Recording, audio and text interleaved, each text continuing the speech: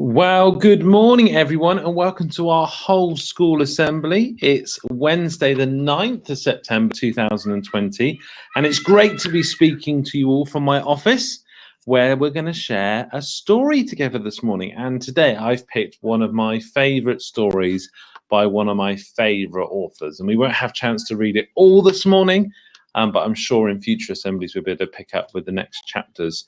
And the story that we're going to look at today is the wonderful The Twits by the fantastic Roald Dahl.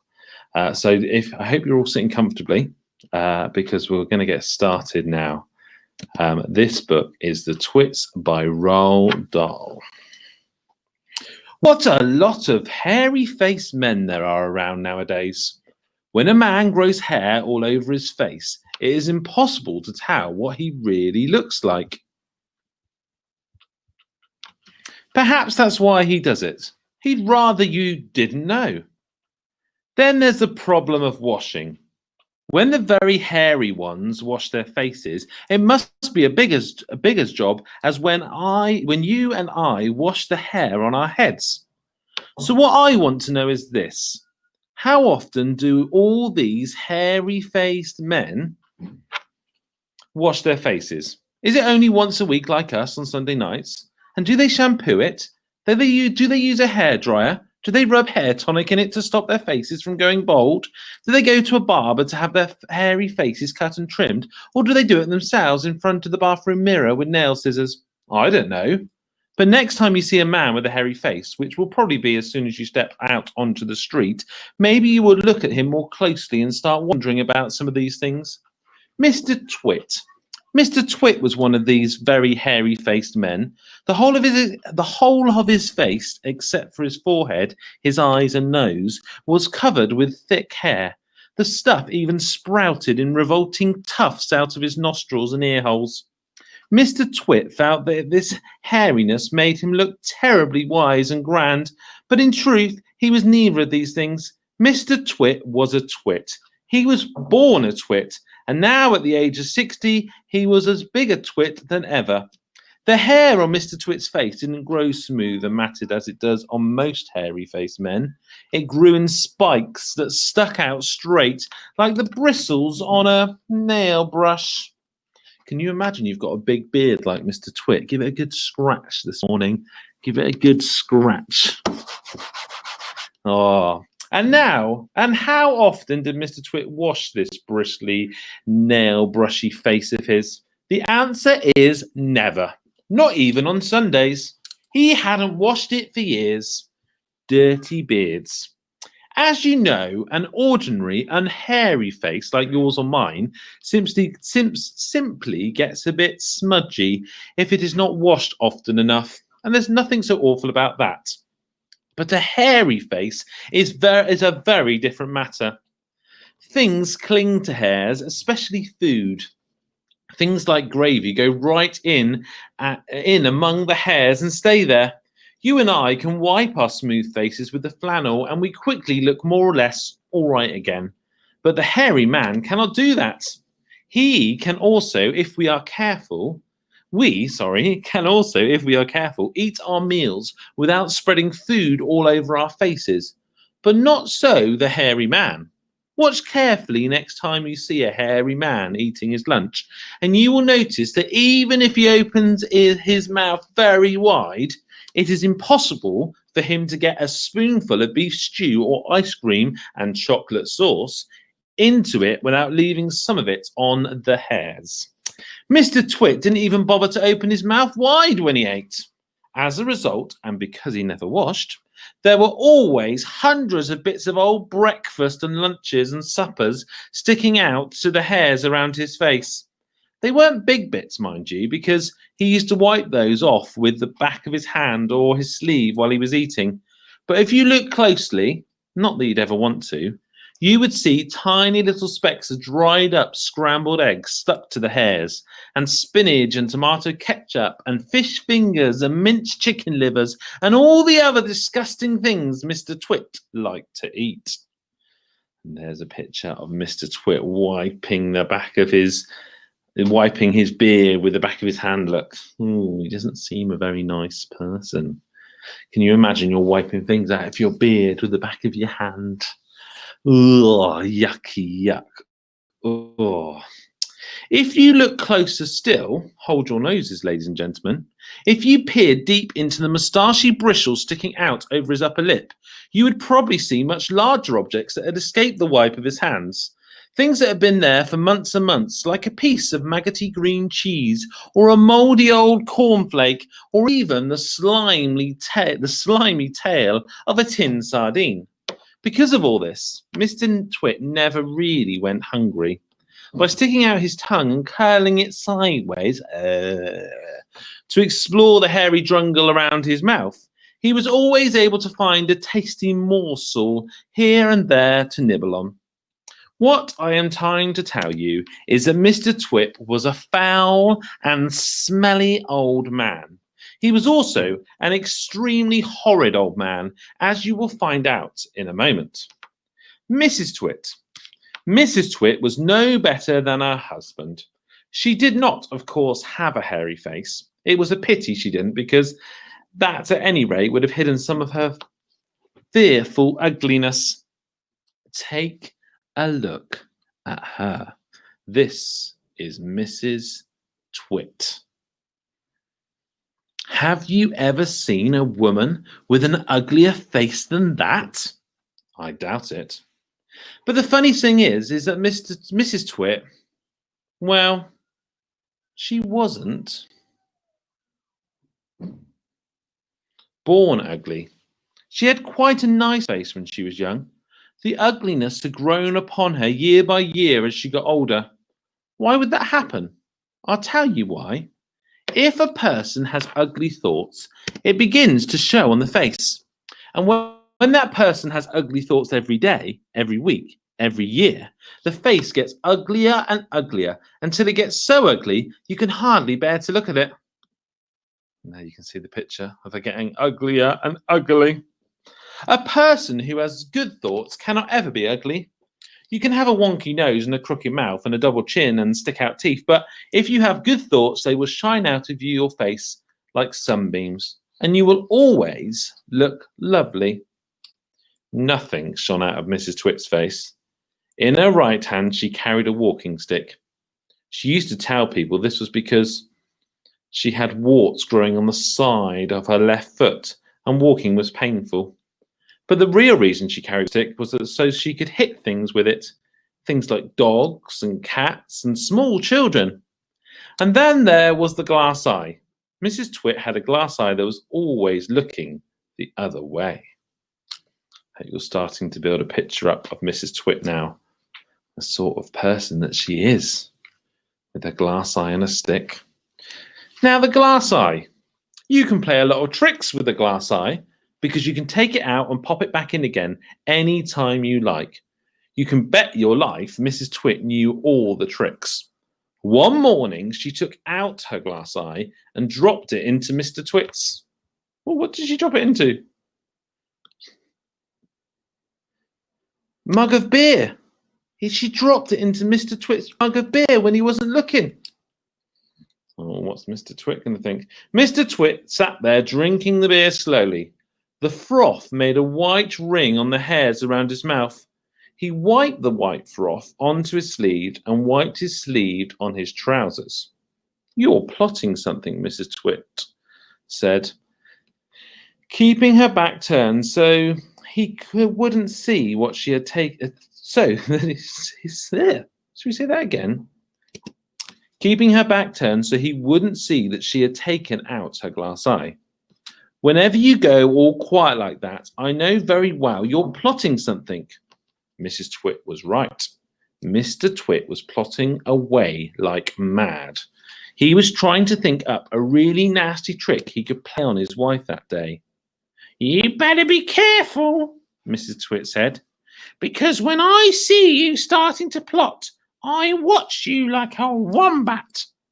Oh, do shut up, you old hag, Mr. Twit said. He went on drinking his beer, and his evil mind kept working away on the latest horrid trick he was going to play on the old woman. Wonder what's going to happen next. Suddenly, as Mr. Twit tipped the last drop of beer down his throat, he caught sight of Mrs. Twit's awful glass eyes staring up at him from the bottom of the mug. It made him jump. I told you I was watching you, cackled Mrs. Twit. I've got eyes everywhere, so you better be careful. The frog. To pay her back for the glass eye in his beer, Mr. Twit decided he would put a frog in Mrs. Twit's bed. He caught a big one down by the pond and carried it secretly in a box. That night, when Mrs. Twit was in the bathroom getting ready for bed, Mr. Twit slipped the frog between her sheets. Then he got into his own bed and waited for the fun to begin. Mrs. Twit came back and climbed into her bed and put out the light. She lay there in the dark, scratching her tummy. Her tummy was itching. Dirty old hags like her always have itchy tummies. Then all at once she felt something cold and slimy crawling over her feet. She screamed. What's the matter with you? Mr. Twit said. Help! Screamed Mrs. Twit, bouncing about. There's something in my bed! I bet it's that giant skilly wiggler I saw on the floor just now, Mr. Twit said. The what? Screamed Mrs. Twit. I tried to kill it, but it got away, Mr. Twit said. It's got teeth like screwdrivers. Help! Screamed Mrs. Twit. Save me! It's all over my feet! It'll bite off your toes, said Mr. Twit. Oh, Mr. Twit's not being very nice to Mrs. Twit, and Mrs. Twit is screaming and shouting, help! It's going to bite off my toes! Oh dear, I wonder what happens next. Mrs. Twit fainted. Mr. Twit got out of bed and fetched a jug of cold water. He poured the water over Mrs. Twit's head to revive her. The frog crawled up from under the sheets to get near the water. It started jumping about on the pillow. Frogs love water. This one was having a good time.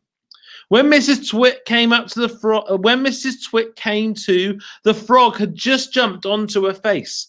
This is not a nice thing to happen to anyone in bed at night. She screamed again. By golly, it is a giant skillywiggler, Mr. Twit said. It'll bite off your nose. Oh dear. A skillywiggler. Mrs. Twit leaped out of bed and flew downstairs and spent the night on the sofa. The frog went to sleep on her pillow. The wormy spaghetti. The next day, to pay Mr. Twit back for the frog trick, Mrs. Twit sneaked out into the garden and dug up some worms. She chose big, long ones and put them in a tin and carried the tin back to the house under her apron.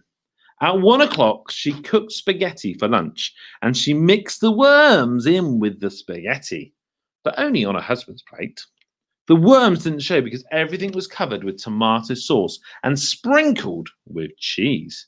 Hey, my spaghetti's moving, cried Mr. Twit, poking around in it with his fork. It's a new kind, Mrs. Twit said, taking a mouthful from her own plate, which of course had no worms in. Mr. Twit has got a plate full of spaghetti worms. It's called squiggly spaghetti. It's delicious. Eat it up while it's nice and hot. Mr. Twit started eating, twisting the long tomato-covered strings around his fork and shoveling them into his mouth. Soon there was tomato sauce all over his hairy chin. It's not as good as the ordinary kind, he said, talking with his mouth full. It's too squishy. I find it very tasty, Mrs. Twit said. She was watching him from the other side of the table. It gave her great pleasure to watch him eating worms. I find it rather bitter, Mr. Twit said. It's got a distinctly bitter flavour. Buy the other kind next time. Mrs. Twit waited until Mr. Twit had eaten all the plateful. Then she said, you want to know why your spaghetti was so squishy? Mr. Twit wiped the tomato sauce from his beard with a corner of the tablecloth. Why? He said. And why had it a nasty bitter taste? Why? Because it was worms! Ha ha ha! Cried Mrs. Twit. She clapped her hands and she stamped her feet on the floor, rocking with a horrible laugh. Ha ha ha! Hee hee hee! Ha ha ha! Hee hee hee! The funny walking stick. To pay Mrs. Twit back for the worms in his spaghetti, Mr. Twit thought up a really clever, nasty trick. One night, when the old woman was asleep, he crept out of bed and took her walking stick downstairs to his work shed. There he stuck a tiny round piece of wood, no thicker than a penny, onto the bottom of the stick. This made the stick longer, but the difference was so small, the next morning Mrs. Twit didn't notice it. The following night, Mr. Twit stuck on another tiny bit of wood, and every night he crept downstairs and added an extra tiny piece of wood to the end of the walking stick. He did it very neatly so that the extra bits looked like a part of the old stick. Gradually, but oh so gradually, Mrs. Twit's walking stick was getting longer and longer. Now, when something is growing very slowly, it is almost impossible to notice it happening. You yourself, for example, are actually growing taller every day that goes by, but you wouldn't think it, would you? It's happening so slowly, you can't even notice it from one week to the next. It was the same with Mrs. Twit's walking stick. It was all so slow and gradual that she didn't notice how long it was getting, even when it was halfway up her shoulder. "That stick's too long for you," Mr. Twit said to her finally one day. Wonder how Mrs. Twit's going to respond as her walking stick is getting longer. "Why, so is it? Why, so it is," Mrs. Twit said, looking at her stick. "I've had a feeling there was something wrong, but I couldn't for the life of me think what it was." "There's something wrong, all right," Mr. Twit said, beginning to enjoy himself. "What can have happened?" Mrs. Twit said, staring at her old walking stick. "It must suddenly have grown longer." "Don't be a fool," Mr. Twit said. "How can a walking stick possibly grow longer? It's made of dead wood, isn't it? Dead wood can't grow." "Then what on earth's happening?" cried Mrs. Twit. "It's not the stick, it's you," said Mr. Twit, grinning horribly. "It's you that's getting shorter. I've been noticing it for some time now." "That's not true," cried Mrs. Twit. "You're shrinking, woman," said Mr. Twit. "It's not possible." "Oh, yes, it is. Oh, yes, it jolly well is," said Mr. Twit. "You're shrinking fast. You're shrinking dangerously fast." "Why, you must have shrunk at least a foot in the last few days." "Never!" she cried. "Of course you have. Take a look at your stick, you old goat, and see how much you shrunk in comparison. You've got the shrinks. That's what you've got. You've got the dreaded shrinks." Mrs. Twit began to feel so trembly she had to sit down. As Mrs. Twit has the shrinks.